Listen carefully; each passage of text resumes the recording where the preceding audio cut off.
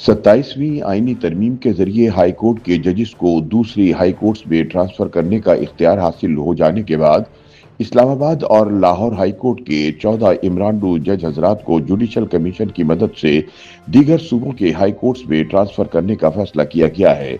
बताया जाता है कि इन 14 जजेस में इस्लामाबाद हाई कोर्ट के वो 4 जजेस भी शामिल हैं जिन्होंने अभी तक अपने नए चीफ जस्टिस को तस्लीम नहीं किया और जो मुसलसल खतूत लिखकर एतराजात उठा रहे हैं। जराए का कहना है कि 27वीं आईनी तरमीम की मंजूरी के फौरन बाद हुकूमत ने इस नए हासिल शुदा आईनी इख्तियार का अमली इस्तेमाल करते हुए लाहौर हाई कोर्ट और इस्लामाबाद हाई कोर्ट के मजमूई तौर पर 14 जजेस के बैनल सूबाई तबादलों का फैसला किया है। इस फैसले के तहत जजेस को 6 माह से 2 साल तक के लिए बलूचिस्तान, सिंध और खैबर पख्तूनख्वा के मुख्तलिफ हाई कोर्ट्स या इनके इलाकाई बेंचों में तैनात किया जाएगा, जिनमें कोयटा बेंच, लाड़काना, सक्खर, मीरपुर खास और पिशावर हाई कोर्ट का एबटाबाद बेंच शामिल है। इन तबादलों का हतमी फैसला जुडिशल कमीशन करेगा, जो आइंदा दिनों में इजलास बुलाकर तजावीज पर वोटिंग करेगा और अक्सरियती राय के मुताबिक हतमी मंजूरी देगा।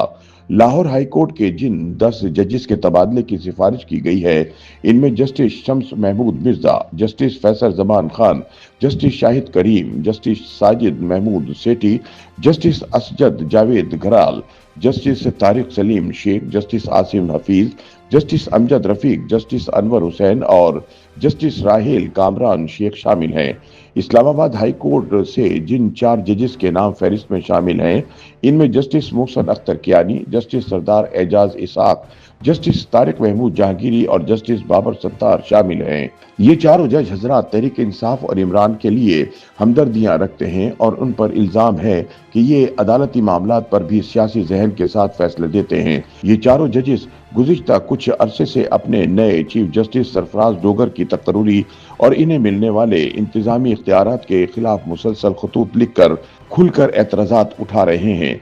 याद रहे कि 27वीं आईनी तरमीम के जरिए आइन के आर्टिकल 200 में बुनियादी तब्दीलियां की गई हैं। इससे कबल किसी हाई कोर्ट के जज को दूसरे हाई कोर्ट में भेजने के लिए मुतल्लिका जज की रजामंदी लाजमी होती थी। नए आईनी ढांचे में यह शर्त मुकम्मल तौर पर खत्म कर दी गई है। अब जज का तबादला जुडिशल कमीशन की सिफारिश और सदर के नोटिफिकेशन के जरिए किया जा सकेगा। इस तरमीम के बाद जज से मुशावरत, रजामंदी या मुतल्लिका हाई कोर्ट के चीफ जस्टिस की राय को जरूरी नहीं समझा जाएगा।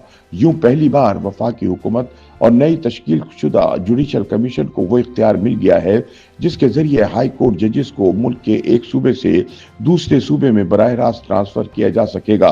हुकूमत का कहना है कि कुछ मखसूस जजेस एक अरसे से सियासी नौयत के फैसलों, गैर जरूरी बयानात और रोजाना की बुनियाद पर खत व किताबत के जरिए अदालती माहौल में गैर यकीनी और इंतशार पैदा कर रहे थे। हुकूमती मौक़िफ़ है कि इन मखसूस जजेस की जानिब से हाई कोर्ट्स के अंदर सियासी बुनियाद पर गिरोहबंदी ने अदलिया की साख को बुरी तरह मुतासिर किया है। चुनाचे अदलिया में इंतजामी इस्लाहात नागुज़ीर हो चुकी थीं। हुकूमत का यह भी कहना है कि जजेस को मुख्तलिफ सूबों में ट्रांसफर करने से उन पर मकामी लाबियों, इलाकाई दबाव और ज़ाती ताल्लुकात के असरात कम होंगे, जिससे अदालती अमल ज्यादा गैर जानिबदार हो जाएगा।